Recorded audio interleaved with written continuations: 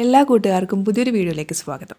ഇന്ന് നമുക്ക് സ്ക്രഞ്ചീസ് എങ്ങനെയാണ് ഉണ്ടാക്കാൻ നോക്കാം. വീട്ടമ്മമാരെ സംബന്ധിച്ചിടത്തോളം ചെറിയൊരു പോക്കറ്റ് മണി ഏൺ ചെയ്യാൻ പറ്റുന്നൊരു ഓപ്പർച്യൂണിറ്റിയാണിത്.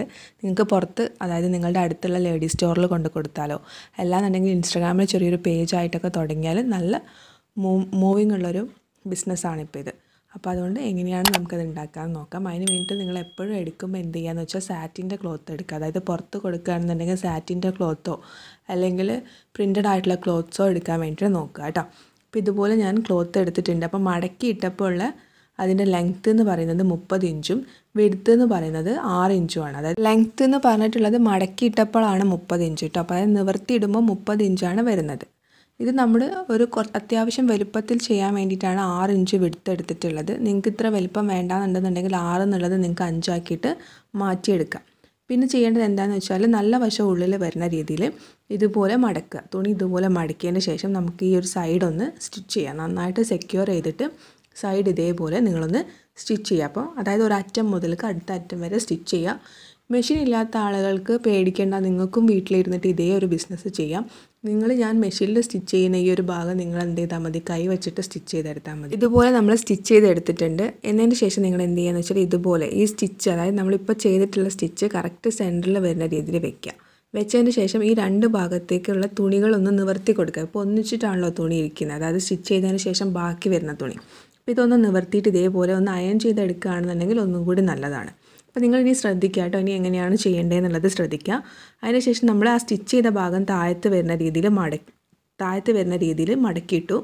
അതിനുശേഷം മുകളിൽ വരുന്ന പീസ് ഇതുപോലെ ആദ്യം ഒരു മടക്കുക, പിന്നെ ഒരു മടക്ക് അപ്പുറത്തെ സൈഡിൽ നിന്ന് മടക്കുക.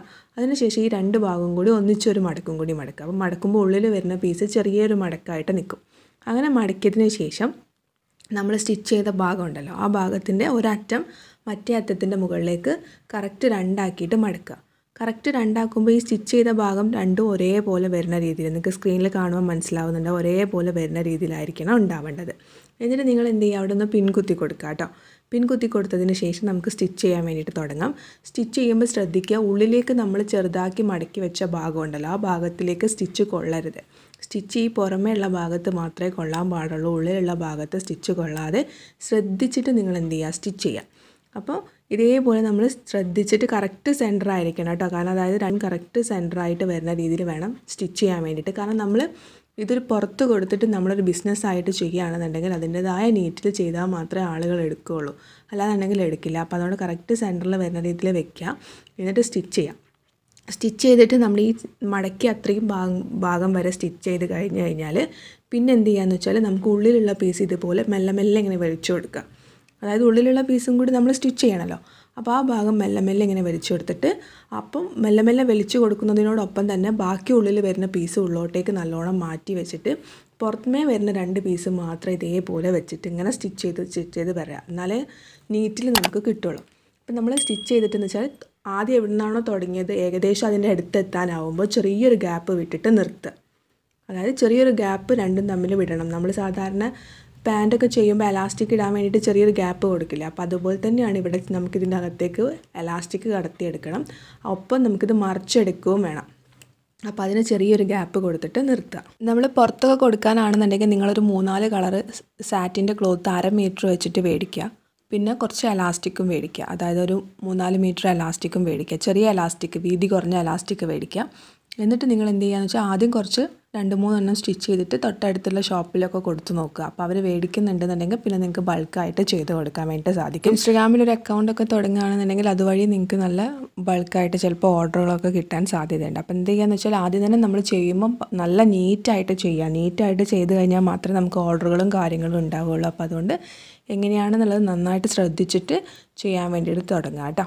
നമ്മൾ ഏകദേശം നമ്മൾ അടിച്ച് വന്നിട്ടുള്ള ആ ഭാഗത്തിൻ്റെ അടുത്ത് തന്നെ എത്താനായി. അപ്പോൾ ഇവിടെയാണ് അടിച്ചിട്ടുള്ളത്. അപ്പോൾ നമ്മൾ ചെറിയൊരു ഗ്യാപ്പ്, കുഞ്ഞു ഗ്യാപ്പാണ് കൊടുക്കുന്നത്. നമുക്ക് ഉള്ളിലുള്ള പീസ് മറിച്ചെടുക്കാൻ വേണ്ടിയിട്ട് കുഞ്ഞു ഗ്യാപ്പേ കൊടുക്കുന്നുള്ളൂ, ഒത്തിരി വലിയ ഗ്യാപ്പൊന്നും കൊടുക്കുന്നില്ല. അപ്പോൾ ഇതുപോലെ കുഞ്ഞു ഗ്യാപ്പ് കൊടുക്കുക.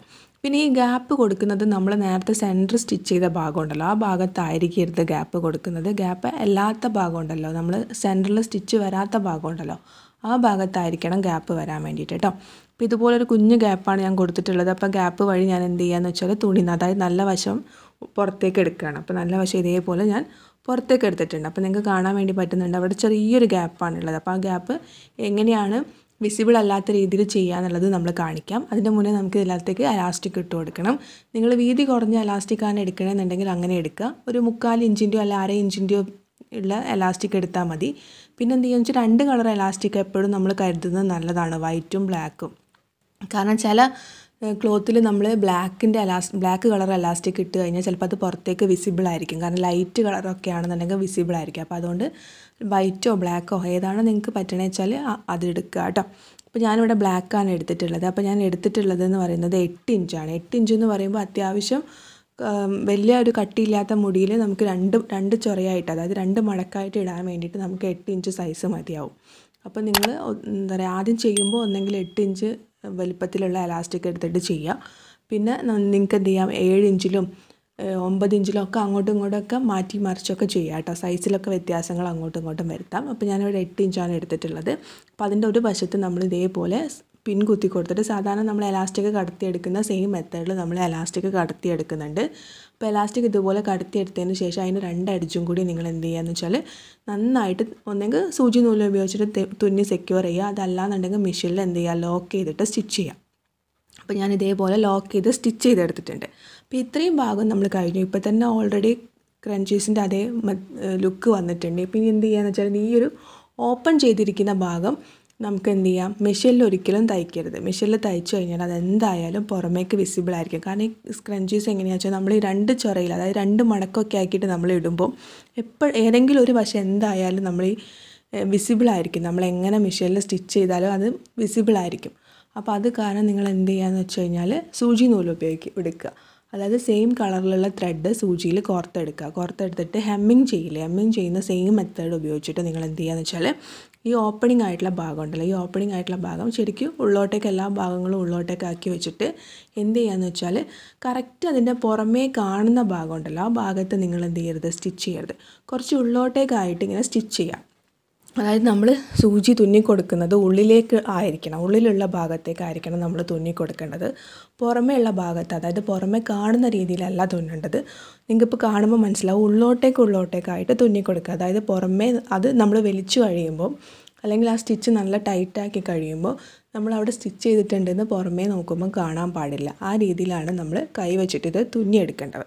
അപ്പോൾ ഇതുപോലെ നമ്മൾ എന്ത് ചെയ്യുക, നന്നായിട്ട് നല്ല വൃത്തിയിൽ നല്ല നീറ്റായിട്ട് തുന്നിയെടുക്കുക. അപ്പം ഞാൻ കണ്ടോ, ഇത് ഈ ഒരു ഭാഗത്താണ് ഞാൻ തുന്നിയത്. അപ്പം നമുക്കത് വിസിബിളേ അല്ല നമ്മൾ തുന്നിയിട്ടുണ്ട് എന്നുള്ളത്.